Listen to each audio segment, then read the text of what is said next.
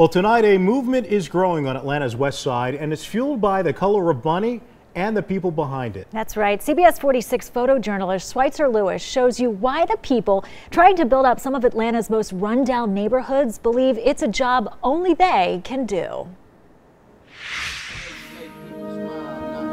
I always got to watch your back, and you know that's plenty of murder and prostitution and you know, all that stuff. And style like this, move like that. MC has the moves, but it's not enough to move him out of this rundown neighborhood. My home here, well, police been here a couple of times, but they didn't run me off. MC knows it well. His home is the front porch of an empty, rundown home. But you'll also find opportunity on Atlanta's west side. I'm out here because I'm looking for an investment in the community. Keenan Conaglan is looking for homes he can fix up, but he's not like many of the home flippers who are making money off the west side. Instead, he knows fixing up these homes will drive up prices on people who can barely afford it.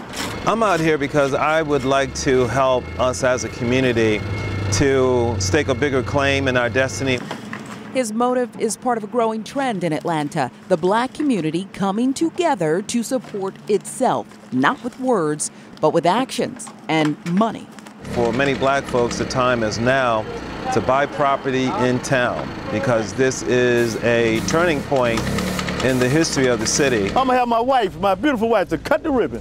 Oh, hey! $4.99. Then we have one loaf of bread. Black money built this community supermarket on the outskirts of Vine City. And there's a desert in this area, so we brought some water for the people to drink. All right, put it on the scale. It's nowhere near the size of a Publix or Kroger, but you won't find either of those stores in this neighborhood either. Because everything that you see that we have in here, we have from the black farmers. We have products in here that we got from black people that we allow them to put on our shelves without putting it on the back shelf. The people behind this supermarket want to take the Buy Black movement even further. They also own a restaurant called Blue Seas, a catering company, and a dry cleaner. Keep our own dollars in our own community that makes sense. A community that's changing because of what's happening in Atlanta, like the Mercedes-Benz Stadium that attracts tens of thousands of people and new apartment buildings that pop up on the Atlanta skyline every month. Here on the west side, people are just hoping to get more than a piece of the action. When we own property, we have equity, we have money, and we have respect. It's a movement they're building on their own to support themselves and their communities when they feel no one else will do that. But people like MC know some change is inevitable for his neighborhood. There's people moving in the neighborhood that you won't believe.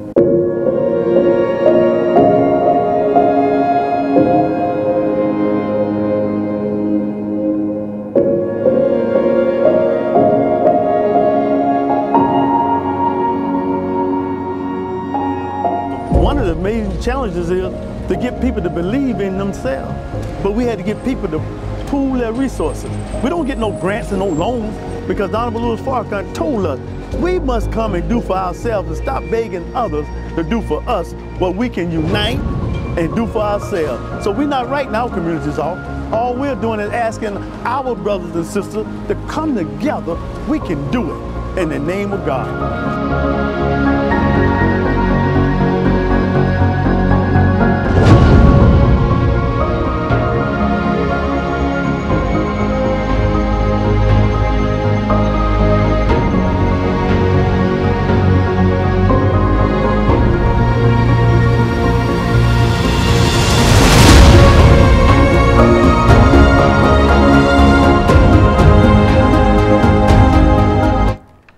Wow.